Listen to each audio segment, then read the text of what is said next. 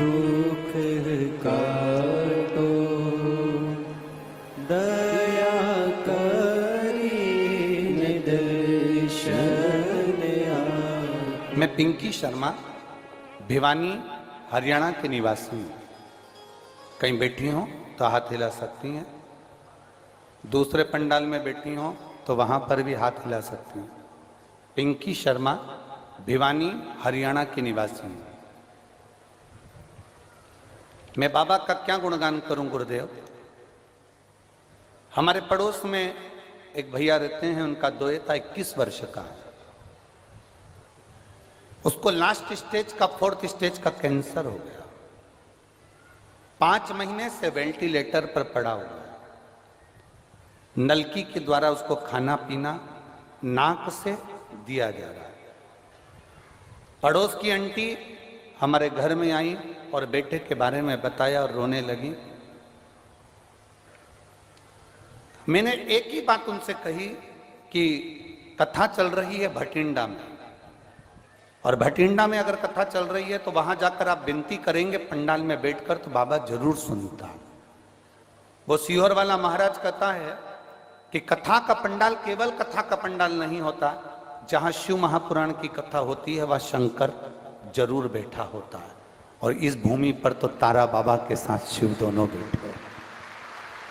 आप जाइए, एक बार जाकर विनती करो। हमारे कहने पर वो पड़ोस वाली आंटी वहां पर पहुंची और भटिंडा की कथा में उनको जगह नहीं मिली तो बाहर गेट के बाहर खड़ी होकर थोड़ी देर तक कथा सुनी। फिर 15 मिनट बाद उनको जगह मिली, वहां बैठी और बैठकर उन्होंने विनती करी।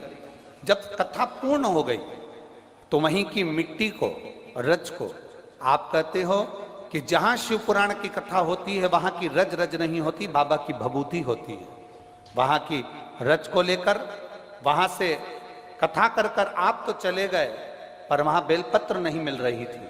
तब हमने वहां से एक बेलपत्र मांगी और बेलपत्र किसी भैया ने, कोई वहां पर वॉलंटियर लगे हुए थे, उनसे बेलपत्र ली। उस बेलपत्र को लेकर आ गए। वो बेलपत्र और रज सूरत उनके यहां पहुंचा दी गई, जो वो हॉस्पिटल में वेंटिलेटर पर रखा गया था, एडमिट थे। 21 वर्ष के बच्चे को 4th स्टेज का कैंसर और उसको वहां वेंटिलेटर पर रखा गया। गुरुदेव, उस बेलपत्र को जब 10 जनवरी को बेलपत्र भेजी गई और भेजने के बाद और उस रज को भेजा गया, डॉक्टर ने मना कर दिया था कि इस बच्चे के पास हम कुछ नहीं रखने देंगे, तो भी एक रुमाल में रज लगाकर बेलपत्र ले जाकर उसके सिराने पर रख दिया और उसके शरीर पर रज लगाई। हम बाबा का क्या गुणगान करें गुरुदेव। बाबा बाबा है और शिव शिव है।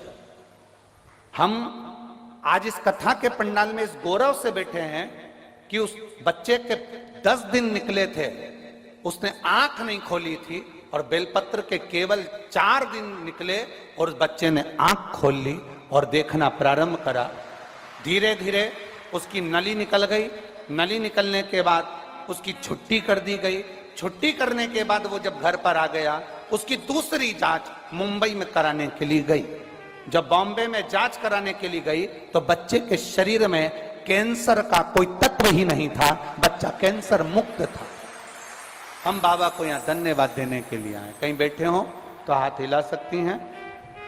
मेरा नाम पिंकी शर्मा, मैं भिवानी हरियाणा से हूं। मेरा मोबाइल नंबर ये है। शिव तत्व इसी को कर, साधुता, शंभो घड़ी, शिवो घड़ी।